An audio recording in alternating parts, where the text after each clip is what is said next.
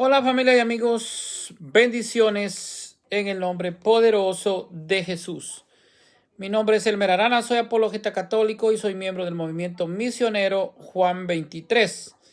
Bueno, en esta oportunidad vamos a hablar acerca de los sucesores apostólicos, los sucesores de los apóstoles. Bueno, pero antes les pido de favor que compartan este video en las redes sociales para poder llegar a más hermanos y poder pues así evangelizar. Suscríbanse a mi canal de YouTube, Apologista Católico Elmer Arana. Así que vamos a compartir en algunos de mis foros también apologetas católicos del siglo XXI.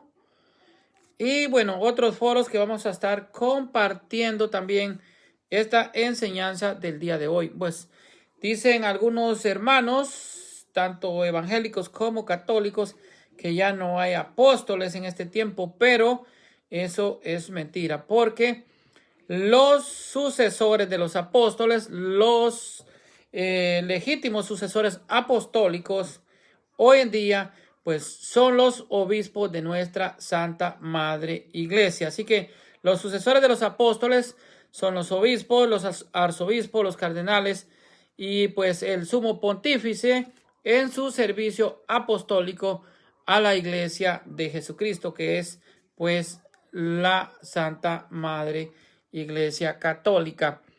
Los sucesores de los apóstoles nos dice, por ejemplo, el catecismo de la Iglesia Católica. Aquí ustedes lo ven en el numeral 375 al numeral 402.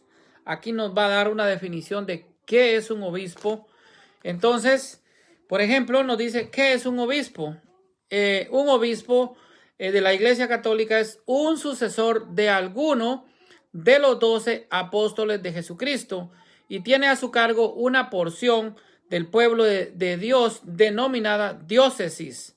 Es un sacerdote que recibe el sacramento del orden sagrado en su máximo grado, que es el episcopado, pues del griego que es episcopos, o sea, pues el que vigila, el que supervisa. Este es pues el obispo, así nos dice Hechos capítulo 20, versículo 28, y que están puestos en la iglesia de Jesucristo por el Espíritu Santo. En cada diócesis se encuentra la catedral o la iglesia mayor o la iglesia madre, en lugar donde tiene pues su catedral el obispo, desde donde preside las celebraciones y dirige el culto divino, que como todos sabemos es la Eucaristía, el único culto divino, instituido por nuestro Señor Jesucristo. También dirige la oración y la enseñanza. Tiene además la misión de gobernar, haciendo la unidad entre los que le han sido encomendados. La formación de los obispos, ¿cómo se daba? Vamos a explicar que antiguamente, por ejemplo, cada obispo era elegido por el clero y también por los fieles de la diócesis por aclamación. Pero pues esto se complicó. Las dificultades derivadas de este procedimiento pues electivo pronto llevaron a abusos y pasaron a ser elegidos únicamente por el clero, o sea pues solamente por el clero. En la actualidad son nombrados directamente por el sumo pontífice, en este caso pues el Papa Francisco, que es pues el obispo de Roma. El nuncio apostólico de cada país también reúne información a cada provincia eclesiástica del país sobre los candidatos al episcopado, enviándola pues a lo que es la Santa Sede, o sea pues la envía a Roma. Una vez estudiado cada caso, se procede a hacer la debida pues elección. El nuncio consulta al sacerdote si acepta su elección como obispo. O sea, pues un obispo es pues a la vez un sacerdote. Para ser nombrado, su edad no debe ser inferior a los 35 años, según el Código de Derecho Canónico. Haber sido ordenado presbítero al menos 5 años antes y ser doctor o licenciado en teología, también licenciado en Biblia, o ya sea derecho canónico, o al menos ser experto pues en ellas. Una vez el presbítero ratifica su deseo, se emite la bula y se hace público el nombramiento episcopal. Hay obispos diocesanos y también hay obispos titulares. Los obispos diocesanos son aquellos que tienen pues una porción del pueblo de Dios llamada pues diócesis para pastorear. Ya les dije que pues el obispo es un pastor, es un legítimo pastor consagrado y pues es enviado a predicar a través de la imposición de manos.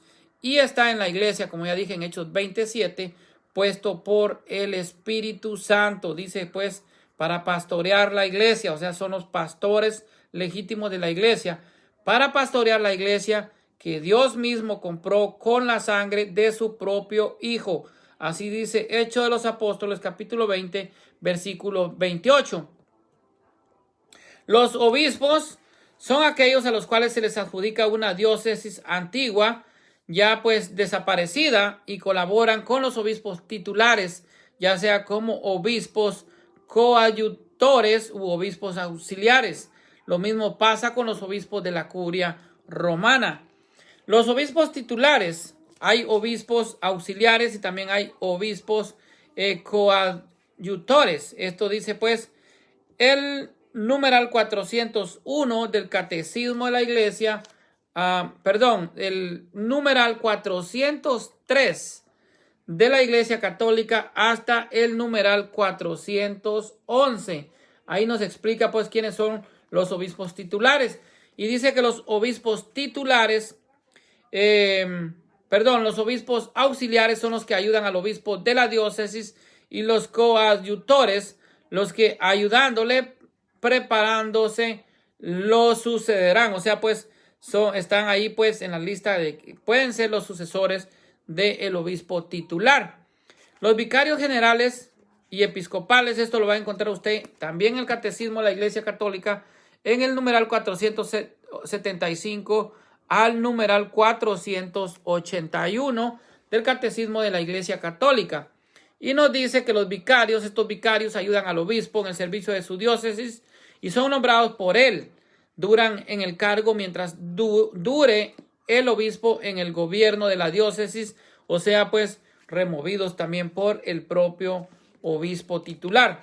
Deben ser sacerdotes no menores de 30 años y expertos en la disciplina que se solicitan también para ser obispo. El vicario general puede realizar todo lo que compete al obispo, salvo aquellas cosas que éste se haya reservado o que competan directamente al obispo titular de la diócesis.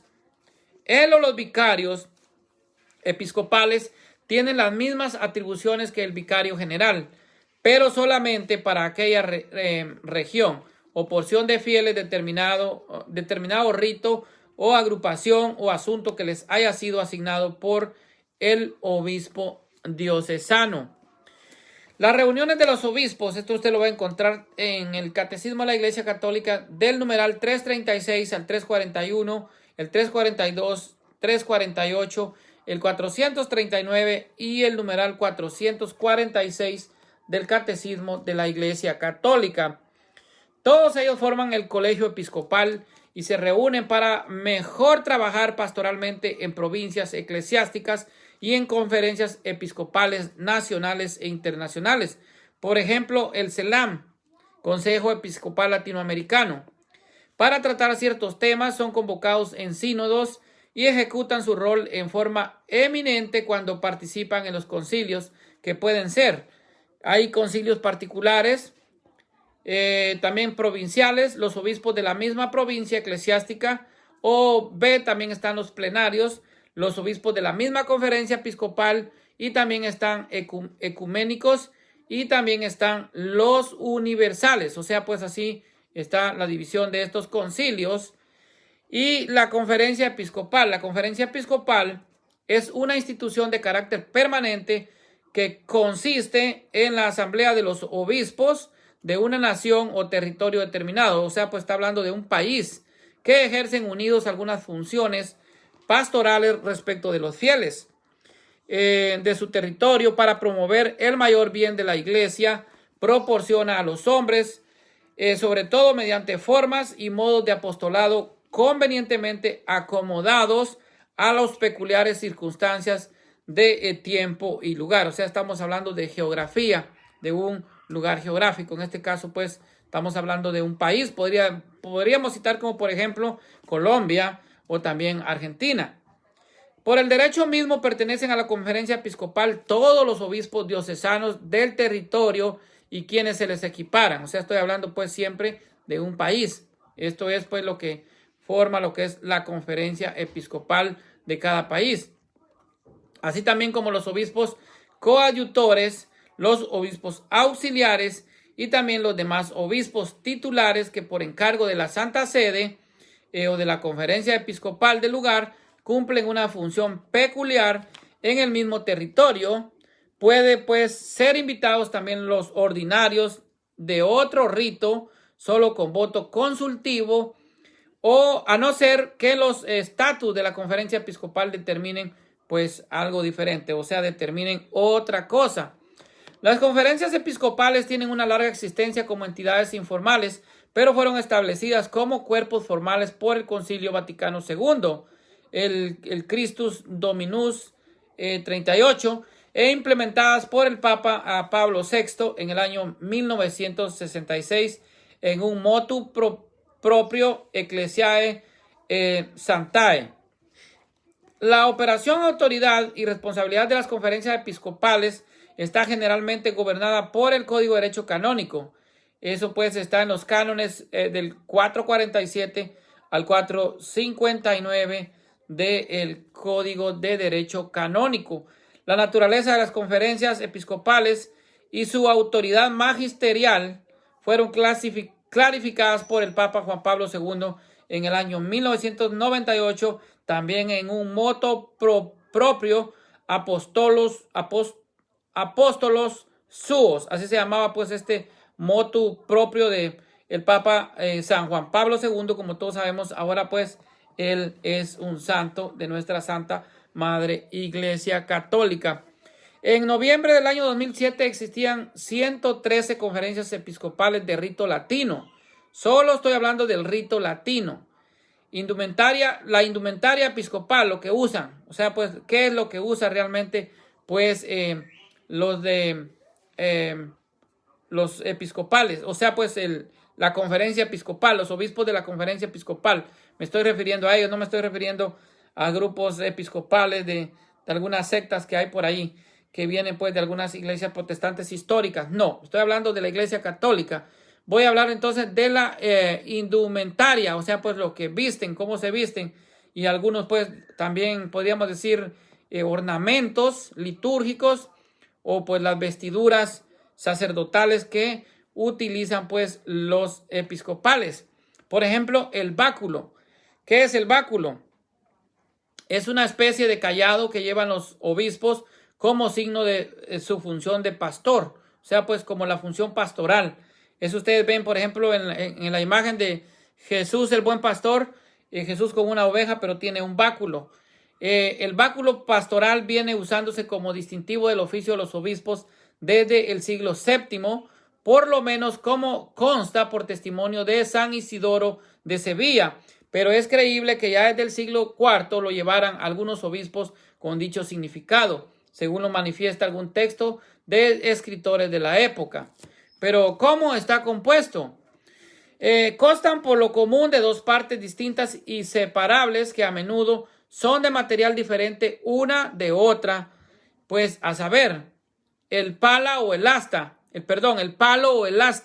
el cayado o la voluta, que es un adorno en espiral, que lleva en su base un nudo esférico o prismático, hermosa y sobriamente decorado, generalmente con diversas figuras y motivos pues cristianos, también pues bíblicos, o sea pues imágenes bíblicas. Pero vamos a preguntarnos, o ustedes se van a preguntar, o todos van a preguntarse, pero ¿qué significa esto? Entonces, con el palo o el asta, el pastor guía las ovejas por el buen camino. Eso significa pues el báculo, o sea, el báculo que lleva el buen pastor, el obispo. Ustedes siempre lo ven que él lo lleva, entonces va guiando a las ovejas por el buen camino para que no se descarríen. O sea, pues que sigan el buen camino, que sigan a Cristo, porque Cristo es el camino, la verdad y la vida. Con el cayado o la voluta toma del cuello a las ovejas descarriadas, ¿verdad? Para jalarlas, todas aquellas que se están desviando por los malos caminos, pues con ese cuello lo jala de nuevo para llevarlo por la senda pues correcta, la senda ya establecida, el buen camino. En cuanto al uso del báculo, es usado por los obispos durante las misas y también por otros oficios solemnes que los mismos obispos presiden. Ahora vamos a hablar de la mitra. ¿Qué es la mitra? Ustedes han escuchado de la mitra.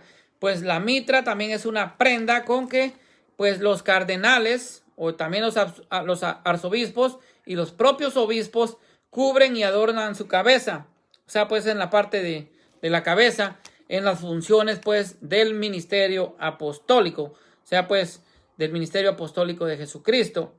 Muchas veces pues quienes las usan se le llama también mitrados.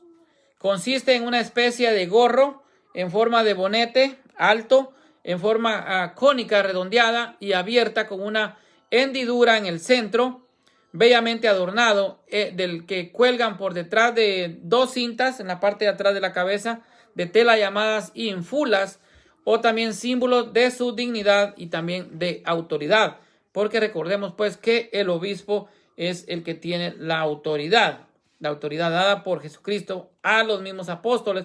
Por eso es que ellos son sucesores apostólicos. Y hoy en día pues tenemos apóstoles. No apóstoles de aquellos callejeros, de aquellos vulgares que hay allá por Honduras. No de esos. Pastores que han recibido pues la autoridad de Cristo, que han recibido la revelación y la verdad y que tienen pues el depósito de la fe. Ahora pues vamos a hablar también del origen de la mitra, cómo se origina, dónde realmente pues se origina la mitra. La mitra tiene su origen en los antiguos sacerdotes persas que las usaban con sotanas blancas. O sea, pues desde ahí ustedes han oído pues el imperio persa, que todos esos imperios antiguos cayeron, como el de Babilonia y todos los medos, los persas, todos esos imperios que han caído a través de la historia. Entonces se deduce de algunos códices que la mitra, tal como ahora la conocemos como una indumentaria de los obispos pues romanos, debió empezar a utilizarse hacia mediados del siglo X. Pero, ¿cuál es el origen de la palabra de la mitra? O sea, pues, ¿cuál es la raíz etimológica de esta palabra?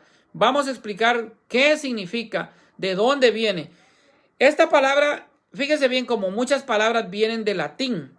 Entonces vamos a explicar que pues viene del latín, pero que a la vez también viene del griego. La raíz etimológica de esta palabra mitra, entonces viene tanto del latín como también del griego, y es una especie de tocado asiático o turbante para la cabeza. Y en el persa antiguo significaba la idea del vínculo o tratado o contrato. Y proviene finalmente del indoeuropeo mitro, lo que liga, o sea, pues ligar, vincular, atar. O sea, pues va a esas palabras, lo que liga. O sea, pues ustedes sabemos también como lo que es religión, religar a lo divino. O sea, pues liga, vincula, conecta a lo que es lo espiritual. Eso es lo de la religión también. Esta es la palabra de religión, o sea, religarse, o sea, pues vincularse, anexarse a lo que es lo divino. Por veces algunos dicen a lo mío relación y no es religión. No se trata. Entonces, si no eres religioso, entonces no eres cristiano, porque el cristianismo es una religión.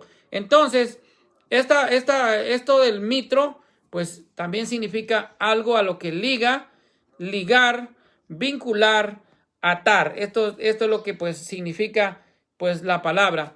Y su simbología, o sea, el significado en la simbología, esto significa pues el vínculo que liga realmente al obispo como con Dios y con el pueblo al que sirve. O sea, pues ahí prácticamente hay una forma de conexión, tanto el obispo con Dios con el pueblo al que él está dirigiendo, o sea, pues al pueblo al que él está pastoreando.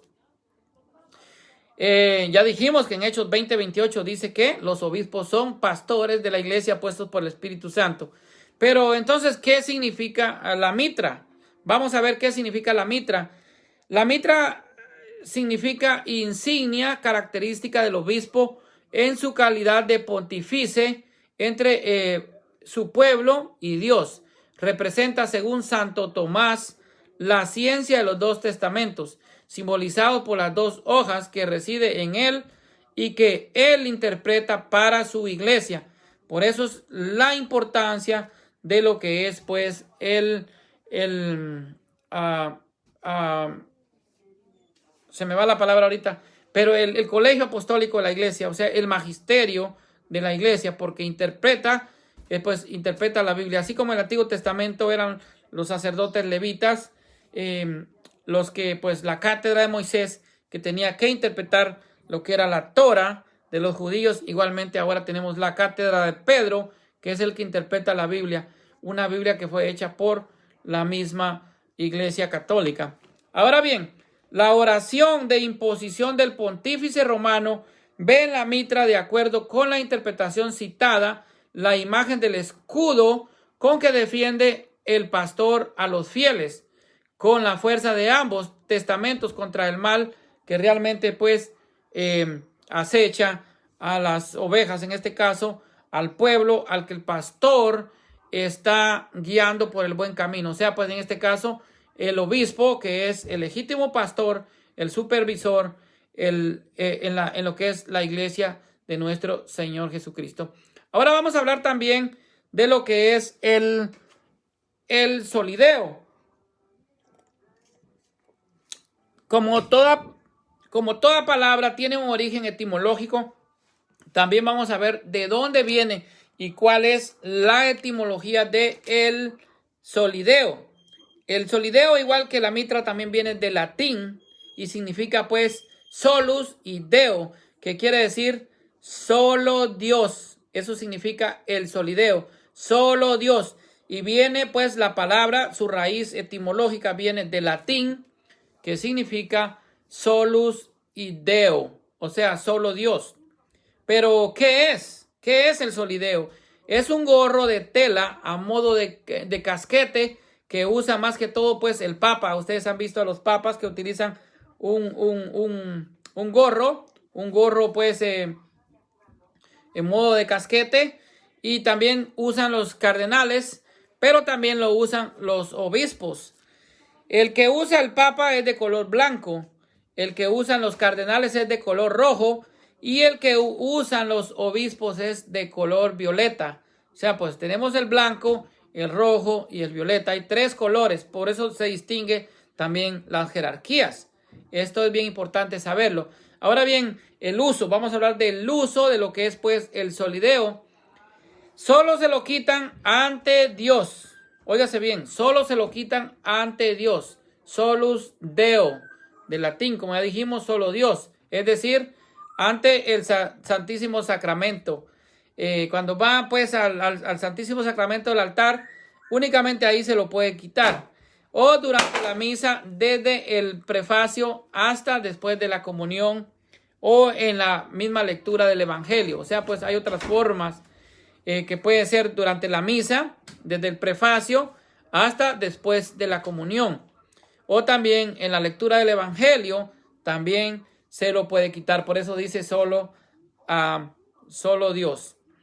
Los obispos y los cardenales se lo quitan en presencia del Papa como símbolo de respeto, como quien se quita el sombrero al saludar a otra persona. Ustedes han visto pues personas que usan sombrero y cuando va a una procesión pues se lo quitan y se lo ponen en su mano como señal de respeto. O pues por ejemplo los indígenas que son muy educados, cuando van a una casa pues saludan, buenos días le dé el Señor, y se quitan su sombrero. Es una forma de emanar respeto. O sea, pues eso simboliza que tanto los obispos como los cardenales se lo quiten pues en presencia del Papa para emanar pues respeto hacia el sumo pontífice. Eso es lo que significa. Ahora vamos a hablar del pectoral. La etimología del pectoral, la palabra pectoral proviene también del latín, que significa pectus, pectoralis, o sea, plural pectorales. Se puede referir a lo relativo al pecho, ya sea a la cavidad pectoral, como también a los músculos pectorales.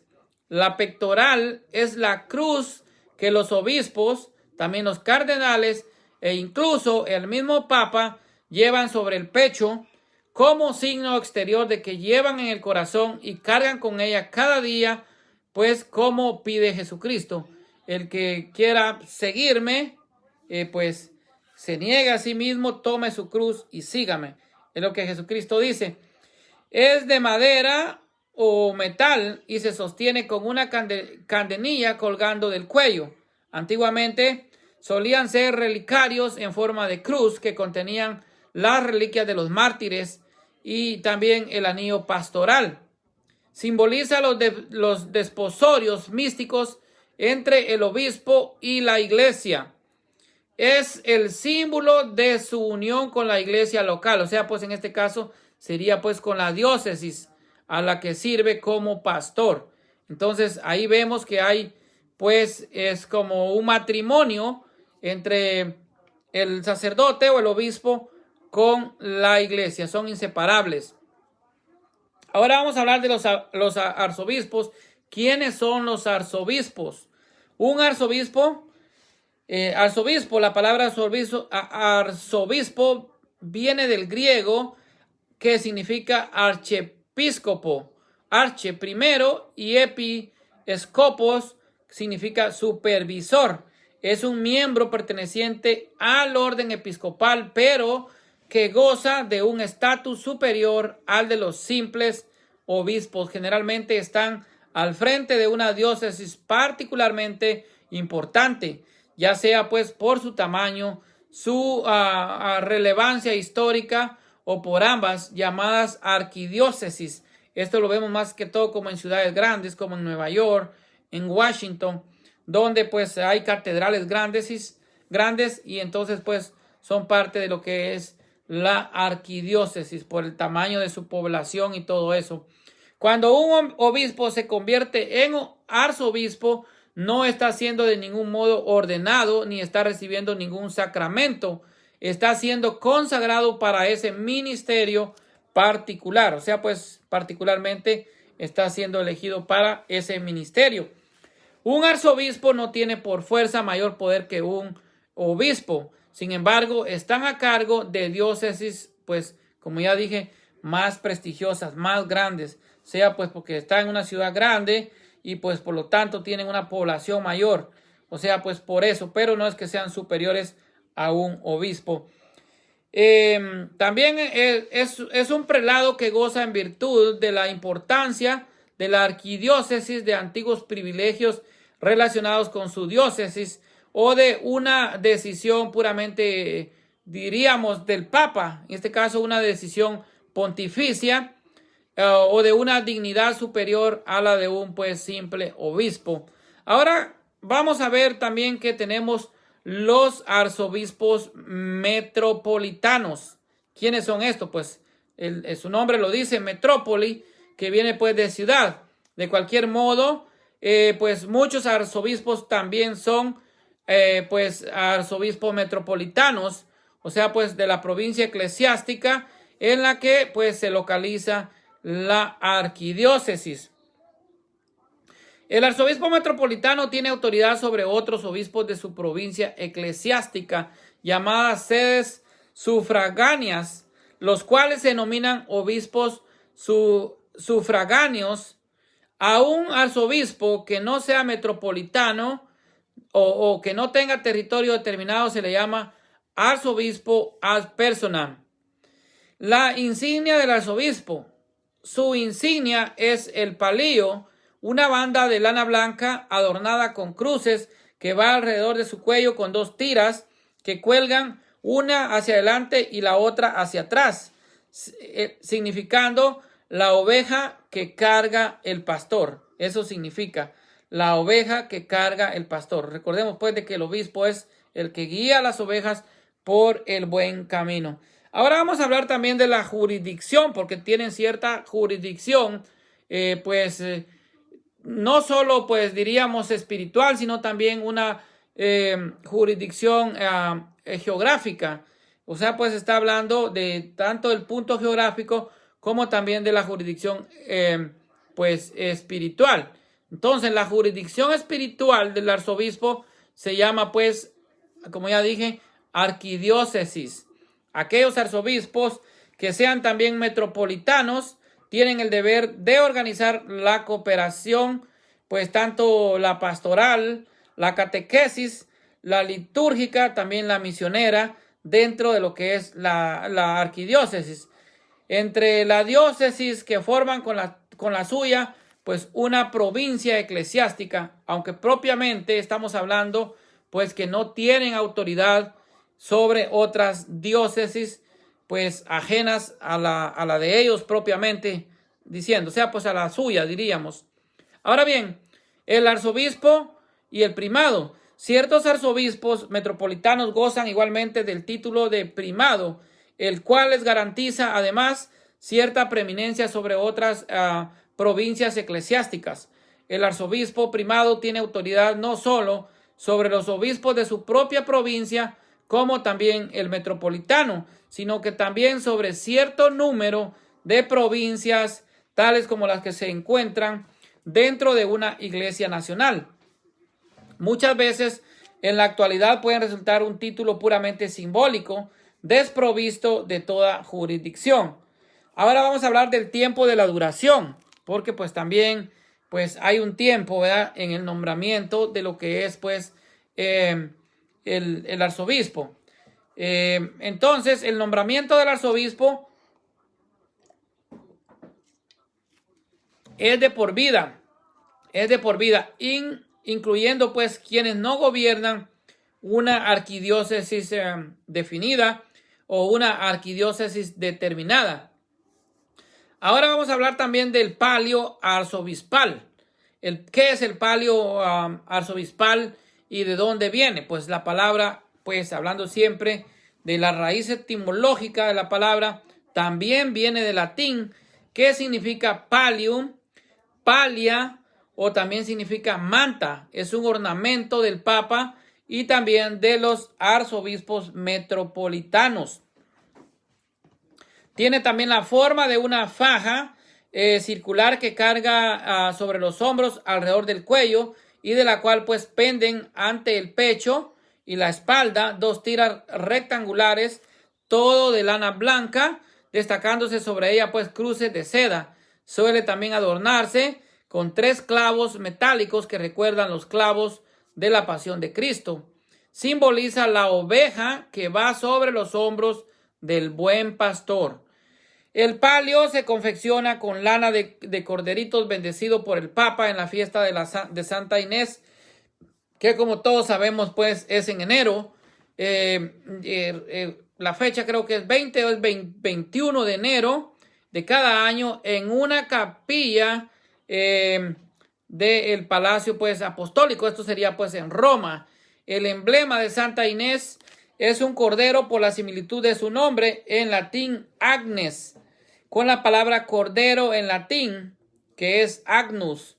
En esa ocasión le presentan al Papa pues 2 corderos adornados, uno con flores blancas que simbolizan pues la virginidad de Santa Inés y el otro con flores rojas que simboliza pues su martirio.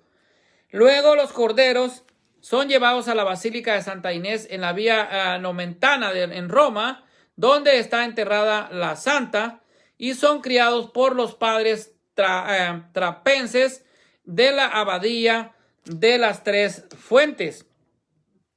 Los palios son confeccionados posteriormente por las monjas benedictinas de Santa Cecilia con la lana recién pues esquilada. Luego se les coloca en un cofre sobre la tumba de San Pedro en la Basílica Vaticana en Roma, y en la misa de la fiesta de San Pedro y San Pablo, que ustedes saben, pues la iglesia celebra el mismo día, que es el 29 de junio, a estos 2 grandes santos que son los 2 pilares pues importantes de la iglesia y que fueron martirizados en Roma, pues son bendecidos ese día y son entregados solamente por el Papa a los nuevos arzobispos nombrados durante el año, como signo de la comunión en el servicio de la iglesia de los arzobispos con el sumo pontífice. No obstante, cuando el Papa no puede hacer la entrega del palio por él mismo, le corresponde la entrega al cardenal protodiácono, el mismo que anuncia pues el urbi et orbi, o sea, la ciudad y al mundo, la elección de un nuevo papa. El Papa Benedicto XVI decidió usar el palio muy similar a los que se usaban antes del siglo X, con 5 cruces rojas que recuerdan las 5 llagas de Jesucristo. El palio puede llevarlo el arzobispo metropolitano libremente en toda su provincia eclesiástica, pero no fuera de ella. Por más que el obispo del lugar pretendiera pues darle permiso, no lo puede hacer. El Papa lo usa en toda la Iglesia universal, porque Él es el pastor universal de la Iglesia, puesto por nuestro Señor Jesucristo. Y esto nosotros lo podemos ver en el Evangelio de San Juan, capítulo 21, versículos 15 al 17. Ahora vamos a hablar pues el significado, recapitulando lo que es el palio, ¿verdad? O sea, pues haciendo un recordatorio, un recapitulatorio de lo que es el palio, pues posee un significado espiritual muy, pero muy profundo. Algunos padres de la iglesia han visto en las cruces el recuerdo de la cruz del Señor y las llagas de su pasión que el prelado debe llevar con mayor diligencia y amor. Si lleva decorado clavos metálicos, recuerdan los clavos de la crucifixión de Cristo, entrando ya en la función de los que lo reciben, pues Benedicto XVI, que ahora es nuestro Papa emérito, pues fijándose en la lana de las ovejas en que está confeccionado, lo señaló como imagen de la oveja perdida que el buen pastor buscó y encontró para pues devolverlo al redil del Señor. Pues por eso está pues vemos la parábola de las 100 ovejas, pues se llevó las 99, pero se le perdió una en camino, dejó las 99 y fue en busca de la oveja perdida y la encontró, dice, pues gimiendo, temblando de frío. Esto pues es lo que se refiere. La concesión romana, la expresiva ceremonia de confección del palio y sobre todo lo que es pues su permanencia durante un tiempo junto al sepulcro de San Pedro, más su bendición, hablan clarísimamente de él como expresión de servicio pastoral transmitido y como también una exigencia y signo de fidelidad, unidad, comunión con la sede del príncipe de los apóstoles. O sea, pues, en este caso con la sede de Roma, pero también con el obispo, que es el legítimo sucesor de San Pedro, y el vicario de Cristo en la tierra. El Papa Benedicto XVI, con el palio arzobispal, si todos recuerdan, la mitra y el báculo. Pues la cruz procesional, hoy vamos a ver la cruz procesional, la cruz que se saca a las procesiones, pues, ustedes ven, pues, para la Semana Santa, pues las procesiones católicas que salen a la calle y pues van y pasan las estaciones del Vía Crucis, se llama pues también cruz alta. Las cruces procesionales están muy en uso desde lo que es el siglo IV y se llevaban ya entonces simplemente en la mano o elevadas pues en una pértiga. La misma cruz de las procesiones servía frecuentemente para el altar, pues el crucífero, pues que es el acólito que la lleva, se situaba pues junto a este cuando se ofrecía el sacrificio de la Santa Misa. Incluso en los siglos posteriores, cuando ya la cruz se apoyaba sobre el altar, la costumbre que empezó en el siglo más o menos VIII y que se hizo común en el siglo IX, se tomaba con frecuencia de ahí para llevarla pues a las procesiones. Una variante es llamada pues cruz arzobispal, una cruz procesional con doble travesaño que en varios lugares se la usa en las misas presididas por el arzobispo. Ahora vamos a hablar también de lo que es la sede episcopal. ¿Qué es la sede episcopal? Pues esta palabra también viene del latín y significa sedem o pues asiento, ¿verdad? Es el trono, la cátedra de un obispo. Eso pues, a eso se refiere. En el sentido más estricto de la palabra, la sede episcopal, un episcopo es un obispo y se refiere a la catedral de un obispo. Los términos sede diocesana, sede arquidiocesana, que tal vez ustedes han oído mencionar, también tienen el mismo significado, aunque especifican el rango de la jurisdicción en la jerarquía de la iglesia a la que pertenecen. Un caso especial es, por ejemplo, la Santa Sede, que todos sabemos está en Roma, en el Vaticano, que en la Iglesia Católica pues se refiere pues prácticamente a la ciudad del Vaticano en general, valga la redundancia. Ahora vamos a hablar también de lo que es el nuncio apostólico. Ustedes han oído que dice el nuncio apostólico o el nuncio papal, que es pues prácticamente es un embajador o diríamos que es un representante de la Santa Sede, como pues con un rango diríamos un rango de embajador del Papa. Este es el nuncio apostólico, como los gobiernos que utilizan en una embajada, pues hay un embajador que representa al gobierno del país. Igualmente a eso se refiere lo que es el nuncio apostólico. Representa a la Santa Sede ante el Estado y ante algunas organizaciones internacionales y ante la iglesia del lugar. Por este motivo suele tener rango eclesiástico del arzobispo. Normalmente reside en la nunciatura apostólica, que goza de los mismos privilegios e inmunidades que una embajada. O sea, pues recordemos pues que la iglesia también es tomada como un estado y por lo tanto pues el nuncio apostólico es también un representante ante el gobierno de cualquier país. O sea, representa en este caso al Papa. En los casos en que las relaciones diplomáticas no existan a nivel de embajada, un delegado apostólico es el jefe de la delegación papal.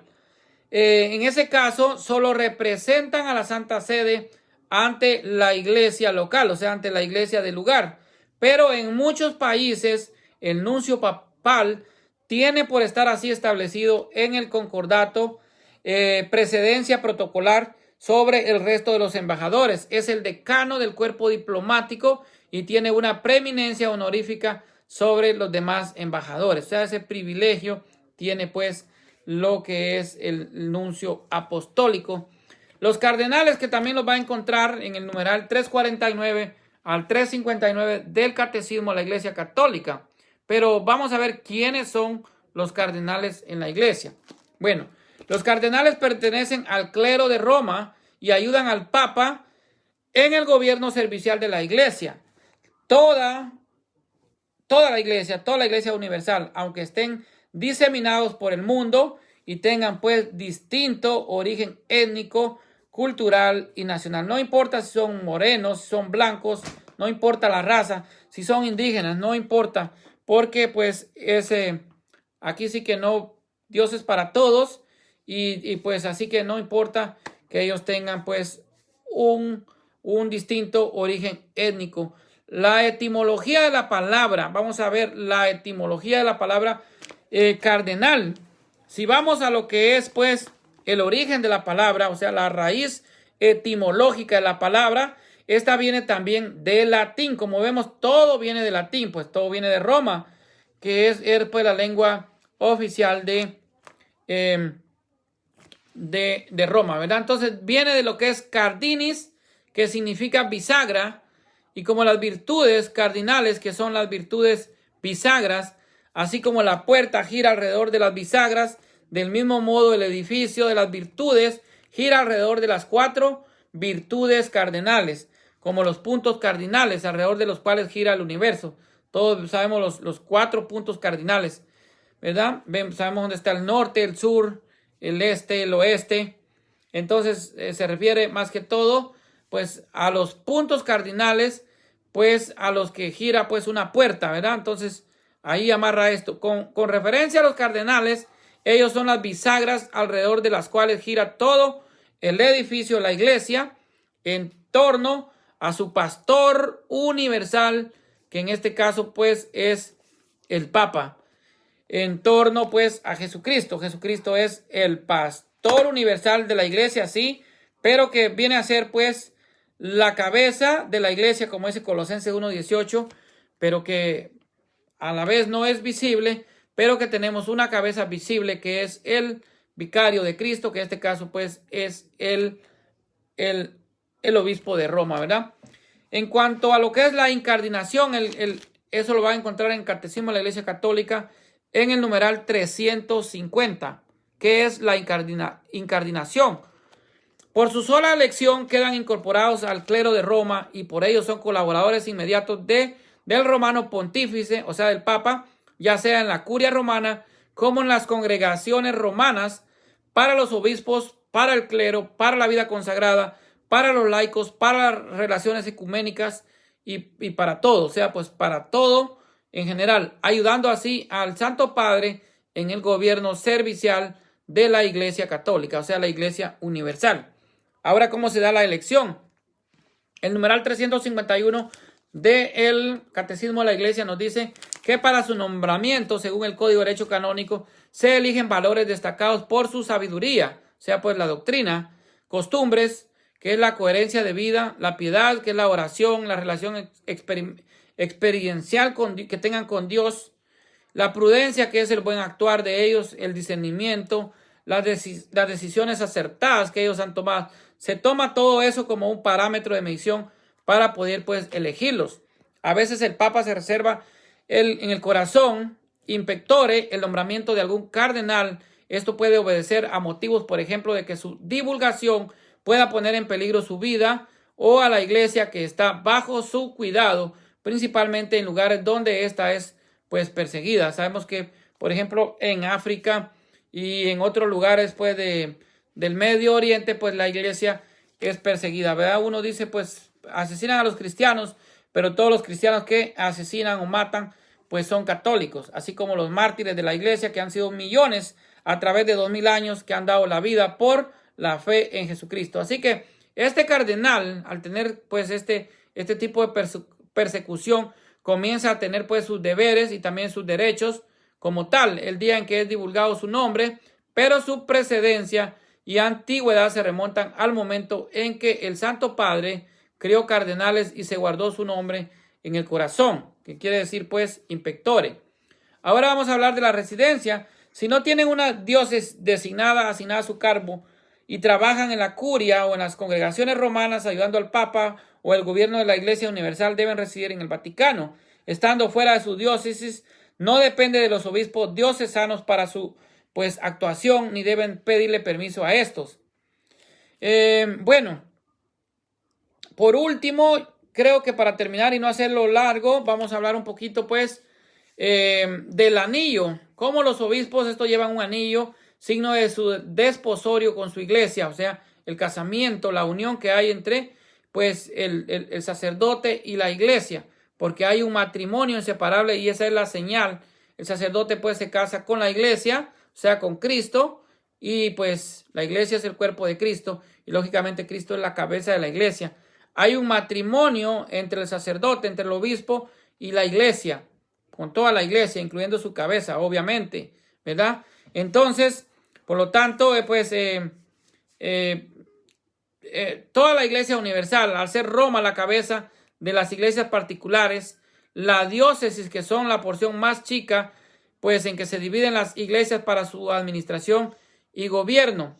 El color rojo o púrpura de sus ornamentos, estamos hablando pues siempre aquí de los obispos, es el color pues de los mártires, como ya dije, y significa que deben estar dispuestos a dar la vida por Cristo y por su esposa, que es la iglesia. También tienen reuniones con el Papa. Bueno, hay reuniones y estos se llaman consistorios. Estos pueden ser ordinarios o extraordinarios. Los consistorios ordinarios son los que convoca el Santo Padre con los cardenales que viven en Roma, residentes en la urbe, para tratar determinados temas a favor de la Iglesia y del mundo. Los consistorios extraordinarios son los convocados por el Santo Padre con los cardenales de todo el mundo para tratar temas de determinado interés. Los dispersorios por el orbe.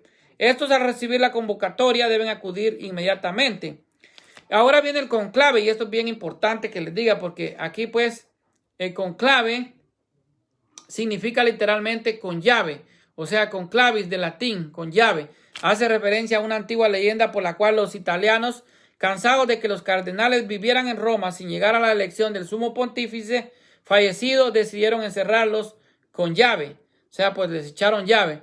Y de ahí pues viene lo que es conclave, o sea, con llave. Por supuesto que cuenta la historia que inmediatamente apareció pues el humo blanco de la elección. Y esto es lo que hemos visto en la elección de los papas. Actualmente es la reunión de cardenales para elegir al sumo pontífice. Pueden estar todos, pero solamente tienen voz y voto los menores de 80 años. Los mayores de 80 años solo tienen voz, pero no tienen voto. El sumo pontífice. Los relatos evangélicos en torno al apóstol San Pedro resaltan su preeminencia sobre los demás apóstoles. Y esto nosotros lo podemos ver en la Biblia. Mateo capítulo 10, versículo 2. Ahí nos dice que el protos, el primero, el protos, es Pedro. No nos dice otro nombre que sea el segundo, el tercero en ese orden, sino que nos está hablando de protos, que significa el principal, el jefe. Y ese es Pedro. Entonces, dice que a Jesús le da un nombre especial a Cefas, sea Kefas, que es roca. En Marcos 3:16 y también en Juan capítulo 1, versículo 42, vemos que Jesucristo le cambia el nombre a Pedro y le llama Kefas, el cual, como ya dije, pues significa roca. Señalaría pues la futura misión del apóstol Pedro, ser el pastor universal de la iglesia.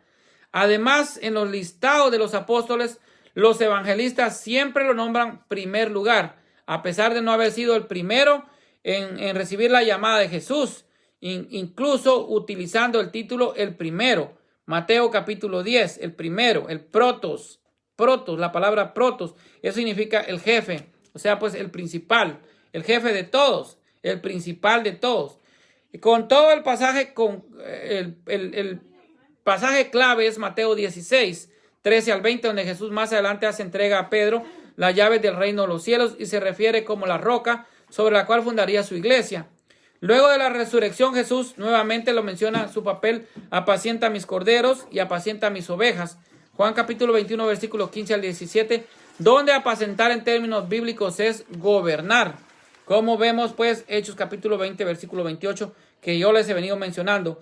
Ahí está que los obispos están puestos por el Espíritu Santo. Y pues dice que para pastorear la iglesia de Dios, que él mismo compró con la sangre de su propio hijo. O sea, pues Dios pagó caro por la iglesia y por eso puso a los obispos. Los obispos están puestos por el Espíritu Santo para pastorear la iglesia. Por ello el evangelio refleja la voluntad de Jesús de que sus discípulos permanecieran unidos bajo la dirección de Pedro, a quien Jesucristo dio ese nombre, en un momento solemne, llevando a sus apóstoles a una ciudad edificada junto a una roca, que es pues Cesarea de Filipó. Y yo te digo que tú eres Pedro, y sobre esta roca yo edificaré mi iglesia, y el poder del infierno no prevalecerá contra ella.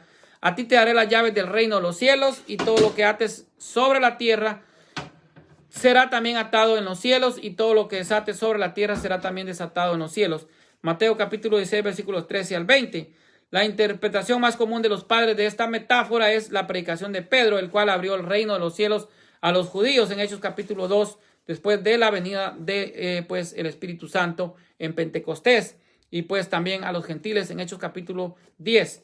Otros hechos bíblicos mostrarían el papel de dirección de que tiene Pedro. Se encarga de iniciar la dirección del que tomaría el lugar de Judas, que es la sucesión apostólica que vemos en la Biblia, Hechos capítulo 1, versículo 15. El primero en salir a hablar después de la venida del Espíritu Santo, Hechos capítulo 2, versículo 14. El primero en hablar en el concilio de los apóstoles, Hechos capítulo 15, versículo 7. Este es el primer concilio de la iglesia, que es llamado pues el concilio de Jerusalén, y que se dio más o menos en el año 49 después de Cristo. Por tales motivos, Pedro es considerado dentro de la Iglesia Católica como el primer papa, aunque en aquel tiempo no llevaba el título de papa, pero sí la misma función y la misma autoridad que tiene hoy el papa en la Iglesia. Bueno, para terminar, con esto me despido. Voy a saludar a algunos hermanos, que son muchos, pero por lo menos algunos. Tenemos 12 apóstoles actuales de la Iglesia Católica. Hay pues 12 patriarcas actualmente. Y el patriarca primero, que Mateo 10:2 dice que es el protos, el jefe, el principal es el patriarca de Occidente. El primero entre iguales, óigase bien, el primero de los 12 patriarcas actuales, los 12 apóstoles actuales de la Iglesia Católica, es el patriarca de Occidente, el primero entre iguales, y es el Papa Francisco. Luego tenemos al patriarca de Alejandría. Tenemos como tercero al patriarca de Maronita de Antioquía. Tenemos al cuarto patriarca, que es el Mezquita de Antioquía. Tenemos al quinto patriarca, que es pues el patriarca de Antioquía de los sirios. El sexto patriarca es el patriarca de Babilonia de los caldeos. El séptimo patriarca es el de Cilicia de los arameos. El octavo patriarca es el de Constantinopla de la Iglesia Católica Apostólica Ortodoxa. El noveno patriarca es el patriarca de Jerusalén. El 10º patriarca es el patriarca de Lisboa. El 11 patriarca es el patriarca de Venecia. Y el 12 patriarca es el de las Indias Orientales. Repito una vez más, el primero entre iguales es el Papa Francisco. Ese es el patriarca de Occidente. Bueno, mis hermanos, con esto me despido. Pues dije que iba a saludar a algunos hermanos. Hermanita Patricia Garreta Viteri dice, está viendo, dice, saludos hermanos, Dios los bendiga. Bendiciones, hermanita. Y todos los que me han saludado, son muchos, pero que Dios los bendiga. Y pues también la hermanita María Lila Peña dice, hola hermano, así mismo es, Dios le bendiga. Bueno, y todos los que me estuvieron siguiendo, que Dios los bendiga. Un abrazo muy fuerte desde Boston, Massachusetts. Compartan este video para llegar a más personas y poder evangelizar, pues llegar hasta los confines de la tierra, como nos dice Hechos capítulo 1, versículo 8. Bendiciones para todos en el nombre poderoso de Jesús. Me despido en el nombre del Padre, el Hijo y el Espíritu Santo. Amén.